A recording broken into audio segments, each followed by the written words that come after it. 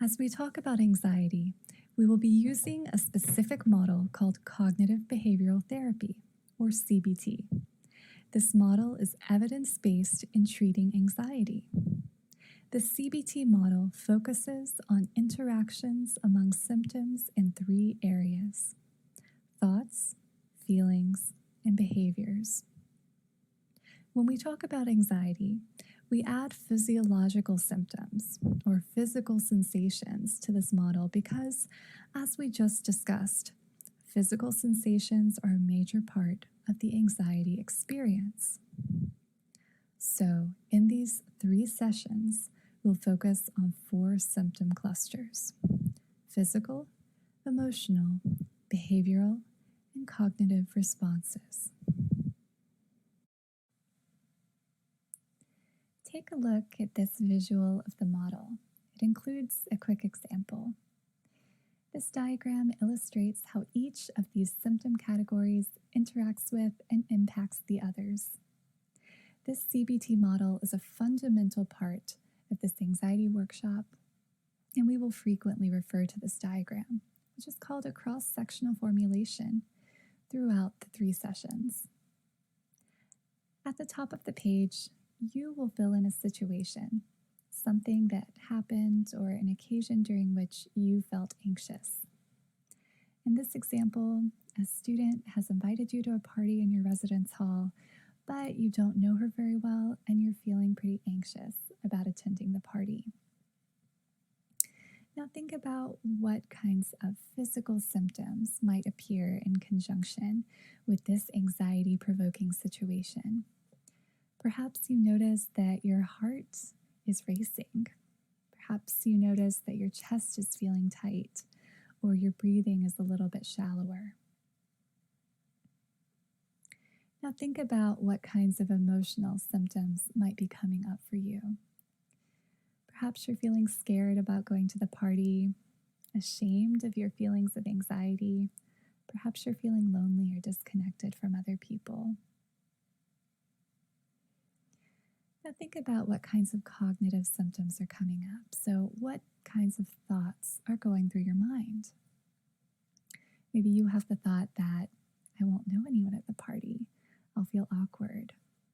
No one will like me because I'm so socially awkward. And finally, think about what kinds of behavioral symptoms might be coming up for you. So what are your responses?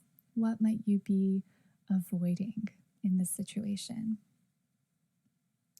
Perhaps you are avoiding responding to the student who invited you. Perhaps you avoid attending the party altogether.